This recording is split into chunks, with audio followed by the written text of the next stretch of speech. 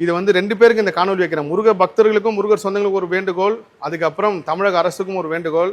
இப்போ பேசும்போது ஐயா ஒரு வார்த்தை சொன்னார், கிருபானந்த வாரியார் மட்டும் இருந்திருந்தாருன்னா ஒருத்தரை போய் கேட்டாலே அந்த உதவி கிடச்சிருக்கும் அப்படின்னாரு.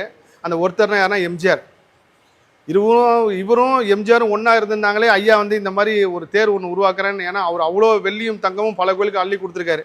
அவர் கோயிலில் வெள்ளி கிடைக்காம இருக்கா அப்படின்னு சொல்லி நான் வந்து காணொலி வெளியிடுறேன்னா, இந்த காணொலி மூலயமா ஒரு வேண்டுகோளும் வைக்கிறேன். உலகம் ஃபுல்லாக இருக்கிற முருகர் அடியார்கள், முருகர் சொந்தங்கள், உங்களால் முடிஞ்ச உதவி முருகரை நல்லா இருக்கிறவங்க மட்டும் செய்யுங்க.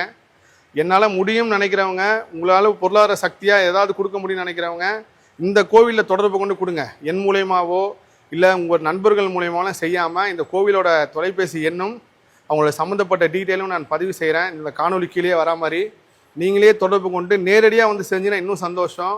உங்களால் முடிஞ்ச 1 கிராம் வெள்ளி கூட வாங்கி கொடுங்க, தப்பு இல்லை. ஆனால் நல்லா இருக்கேன், நான் முருகனால் நல்லா இருக்கேன் அப்படின்ற முருக பக்தர் மட்டும் செய்யுங்க, கஷ்டப்பட்டு யாரும் செய்யாதீங்க. இந்த காணொலி மூலயமா அடுத்து தமிழக அரசும் ஒரு வேண்டுகோள் வைக்கிறேன்.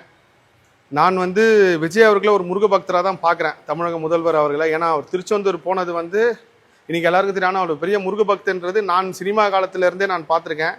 ஸோ தமிழக முதல்வருக்கு ஒரு கோரிக்கை, இந்த வெள்ளி தேர் ஓடுறதுக்கு நீங்கள் உதவி பண்ணுங்கள். நான் வந்து எம்ஜிஆரோட அடுத்த ஒரு பேட்டர்ன் பிறவியாக தான் நான் அவரை பார்க்குறேன். காரணம் என்னென்னா, அவர் எப்படி கொல்லூர் மூகாம்பிகைக்குள் போனாரோ அதே மாதிரி இவர் போனதாக இருக்கட்டும். கிருபானந்த வாரியார் இருந்திருந்தாருன்னா எம்ஜிஆர் என்ன செஞ்சுருப்பாரோ அதே போல் நீங்கள் எம்ஜிஆர் இடத்துல நின்று இந்த வெள்ளி தேர் ஓடுறதுக்கு ஒரு உதவி பண்ணணும்.